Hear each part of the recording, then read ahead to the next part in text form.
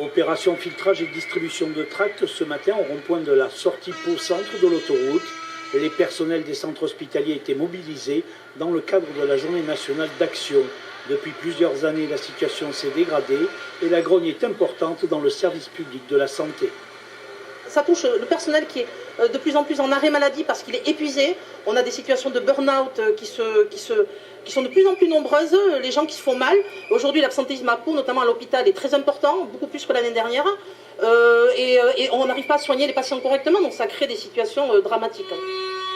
Ouverture des lits, manque de personnel pour assurer l'accueil, la sécurité et la continuité des soins, perte d'attractivité chez les soignants, notamment concernant les salaires, autant de revendications affichées par les hospitaliers de la région et les services médicaux présents.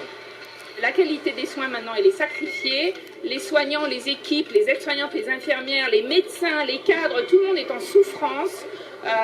On manque de personnel cruellement, on ferme des lits au niveau national de façon exponentielle parce qu'il n'y a plus de soignants dans les hôpitaux, il n'y en a pas assez. Et voilà, la situation, elle est arrivée à un point de non-retour et là, on a décidé qu'on ne pouvait plus se taire. Après l'occupation du rond-point, le cortège des manifestants a défilé ensuite vers l'hôpital de Pau, près de 200 personnes mobilisées pour obtenir un plan d'urgence pour l'hôpital public. Nouveau rassemblement en début d'après-midi avec cette fois-ci les médecins et pharmaciens. Plus d'une centaine se sont déclarés en grève. 18 ont été réquisitionnés pour la continuité des soins. Il faut remonter à plusieurs années pour voir une telle mobilisation de l'ensemble des personnels.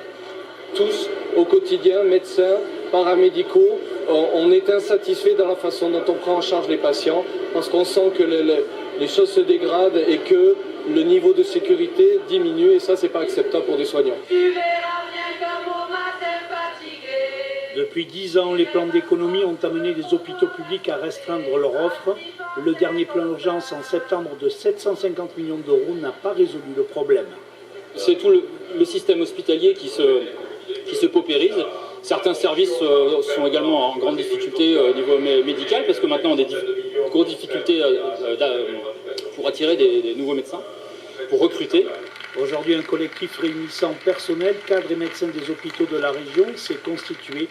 D'autres manifestations sont à prévoir.